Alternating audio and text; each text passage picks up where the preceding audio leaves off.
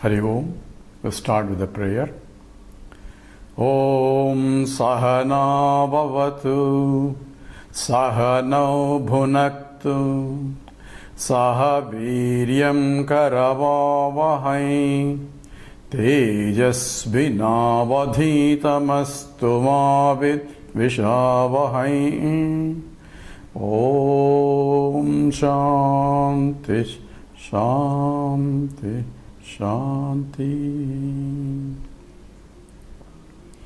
Chinmayam Vyapi Yat Sarvam Trailokyam Sacharacharam Tatpadam Darsitam Yena Tasmai Sri Gurave Namaha.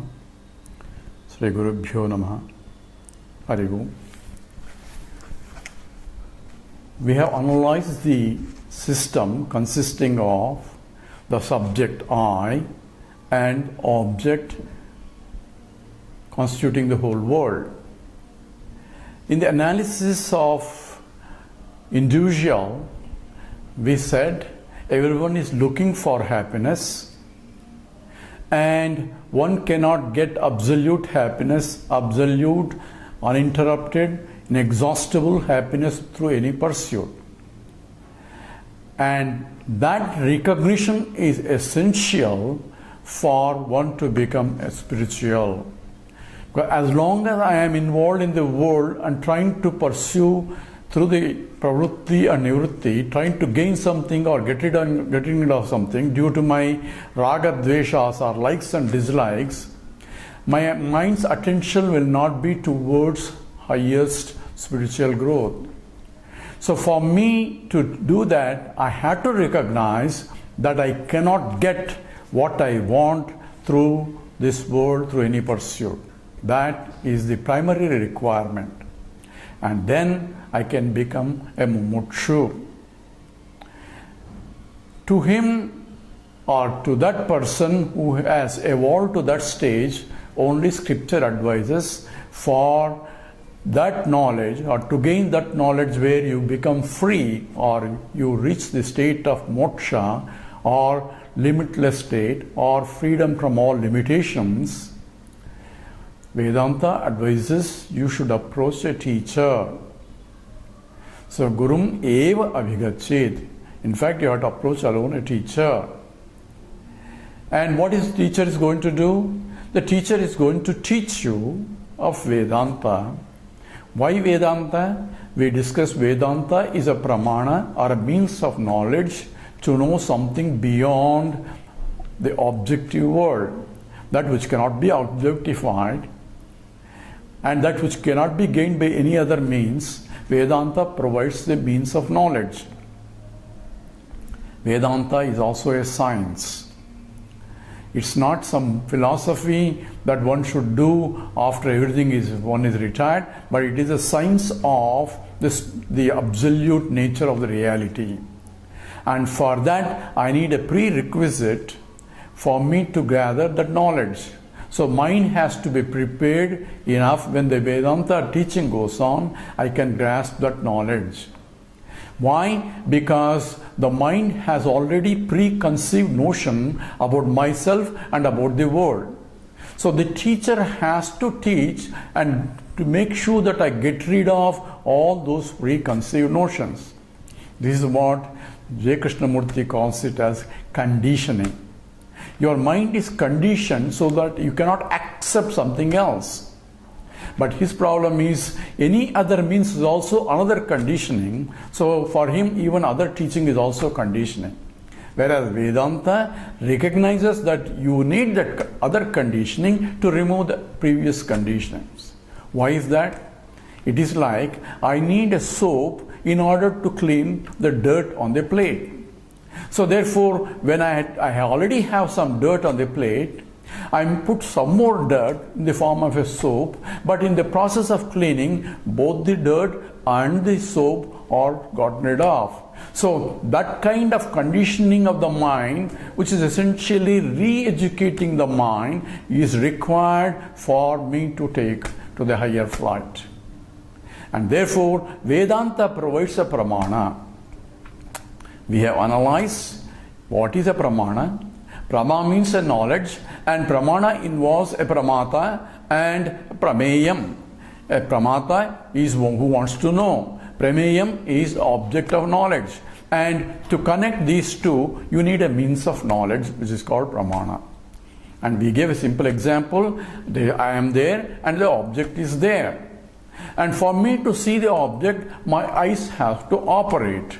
Therefore, eyes becomes a pramana for me to be me, the subject, and the object that I am seeing. Both have to be connected through a means. In fact, I need eyes, and behind the eyes, I need a mind which gathers the information and makes the object known. We will analyze that a little bit later, but this is what a pramana means. And each pramana is very specific in their field. Therefore, pratyaksha pramana or direct perceptual knowledge can occur through the five senses that I have, and those through five senses each operate in their field of operation. So eyes can only see forms and colors. Ears can only hear. So each one has a specific the field of operation. Tongue can only taste, but it's a karmendriya where I had to use for speech also. So these five jnanendriyas or five sense organs are through which I operate and I come to know the whole world. If these five sense organs are not functioning, then I have no way of experiencing or knowing the world, even if the world is there. So we have a pramata, we have a prameyam, and pramana is a means of knowledge. For all objectifiable things, we mentioned that direct perceptual knowledge is a means of knowledge.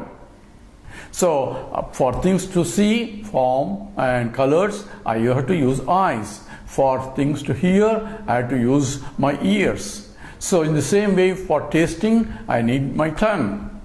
And for touch, I need the skin, including the tongue also, part of the sparsha. So sabda, sparsha, rupa, rasa, gandha. For smell, I need a nose. So all those faculties have to, nose is only an instrument, but faculty of hearing, faculty of listening, faculty of tasting has to be there. Just the tongue is not the taste, but faculty of tasting has to be there. When you are sick or something, you can't even taste, even though you have a tongue. Why? The faculty of the tasting is gone, temporarily at least.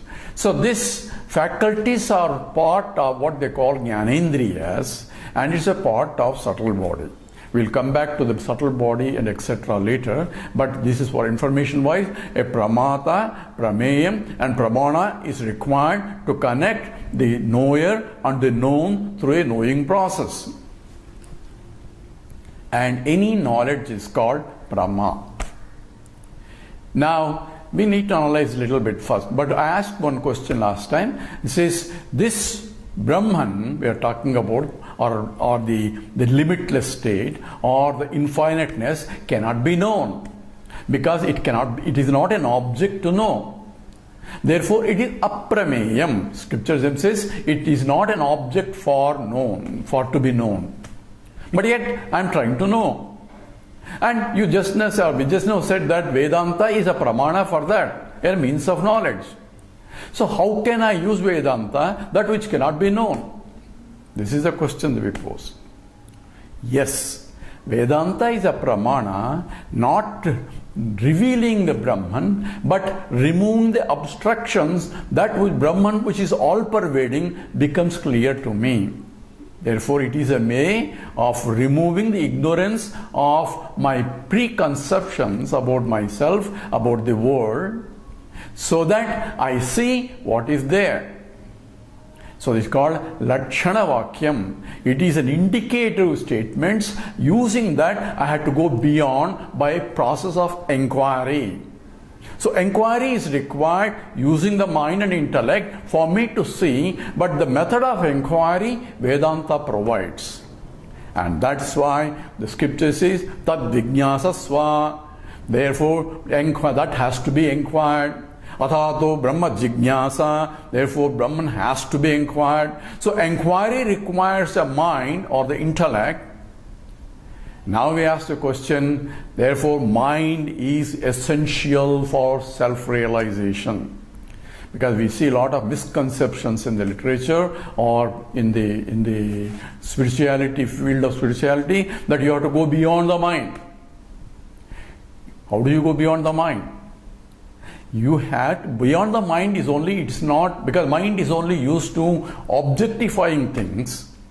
So the statement only means it is not something that can be objectified, because every object is limited and Brahman is limitless. So I cannot objectify Brahman, but I cannot conceptualize Brahman. Yes, I know it. If I say I know it, that means I don't know it. Because any it is an object, and that which can be objectified is limited. So I see Krishna. Oh, you saw him? Yes. Then that's not Brahman. Why? Anything I see is only an object, a form and a color. So that which I cannot see, but at the same time I had to use Vedanta. So it is called Jnana Chakshu. Jnana Chakshu means a wisdom eye is required. A Vedanta teaches in a peculiar language for me to go beyond. It is the eye of the eye. It is the ear of the ear. So what is eye of the eye? It is eye because of which eyes itself can see. So it is that which has to see, I have to contemplate what really implies, or what is implied there in the statement of the Vedanta. For that only I need a teacher. So we have to have a clear understanding where Vedanta plays. I can study Vedanta, but still do not know what the truth is. So it's not study, but inquiring along the path that the Vedanta provides, and that is required, and for that only a mind has to be prepared. So Swami Chinmayananda gives a beautiful example. It is like a pole vault. Pole vault is what? It's like you had to use a pole and use that pole to go beyond the pole. There's a horizontal pole that you have to cross that pole. I have to run all the way, use the pole and go beyond the pole. When I go beyond the pole, I cannot take this pole. So therefore, if you say, I don't want to use the pole, anyway I'm not going to take it, I don't use the pole, then I cannot cross that pole. I had to use the pole, but go beyond the pole. But here, I had to use the mind to go beyond the mind, but beyond the mind is not mindless state, it's not a thoughtless state, but it is a state where in spite of the thoughts, I should see myself. That has to be understood. In fact, we'll go into more detail because a lot of confusion is there. What's the meditation? What exactly need to be done? All these things are there, but we have to have a crystal clear understanding of what exactly spirituality means. Then it is self-evident. A simple example that Vedanta itself provides for this is the perception of or seeing the 10th man. And many people are familiar with this story. Says there is the teacher and he has 10 students, and these 10 students have to go to other side of the river to bring something else. So he appointed a leader, says make sure you all cross together, and leader, you make sure that everybody crosses the river because the river is flowing fast. So says the leader was appointed and everyone crossed the river. Then the leader wants to make sure all the 10 people are there. So he lined up everybody there, says 1, 2, 3, 4, 5, 6, 7, 8, 9. There is no 10th man. So 10th man is missing. Say, what happened? They all start worrying about. Somebody got drowned. But they can't figure it out who got drowned. Everybody seems to be there. At the same time, 10th man is missing. Then one says, you don't know how to count, let me count. So he joined everybody else and started 1, 2, 3, 4, 5, 6, 7, 8, 9. No 10th man. So 10th, they're all worrying about it. A man, old man, was watching this tamasha going on. He comes to them. He says, there is a 10th man. I'm going to show it to you. He says, really? 10th man has crossed the river? Yes, he has crossed the river. When are you going to show him? Sometime later. Where is he? Where is he gone? He is right here and right now. My God, how can this man says? But he's an old man, trustworthy. He doesn't have to lie. So everybody starts, okay, please show us the 10th man, because we want to save him. Otherwise, we have to go back to our teacher, and teacher will be very angry. He says, you all lined up again. Now start counting. 1, 2, 3, 4, 5, 6, 7, 8, 9. Sir, where is the 10th man? You are the 10th man. The one who is counting is the one you are. Tattvamasi. You are that. That you are missing, or you thought you are missing. Now, this implication is, I am looking for this for my happiness, without knowing that happiness that I am looking for is right here. The seeker himself is this thought. So what I am looking for is what I am. An interesting thing is, as long as the seeker and the sought are one and the same, any seeking is going to be failure, because I have already decided that the sought is not there where the seeker is. Therefore, any search is not going to give me, unless I redirect the mind with the help of a teaching. This is what you are searching for, is what you are. But I am not convinced by this. In the case of 10th man, one maybe, it's a story to illustrate the point, but for this, how can I be happiness? If I am happiness, why am I searching for it? And believe me, even knowing the scriptures, even knowing this talk, even knowing that I am the source of happiness, after the class is over, you'll be running around for happiness again. Why? We are not convinced or conviction that happiness is coming from me alone. There is nothing can disturb my happiness. Other things are only for fun. That understanding cannot sink in unless my mind is ready to accept the statement of the scripture and the teacher. For that only Shraddha is required. So we have methodically analyzed one by one in terms of the Pramana and how Vedanta becomes a Pramana through a Lakshana Vakya. For that Pramana to operate, mind has to be prepared, and we have given, say, there are fourfold qualifications for the mind, so that when the mind has that, one can reach. Now, if I don't have the fourfold qualifications, I can still study the Vedanta if I have the capacity to concentrate on it. But the knowledge may not come completely.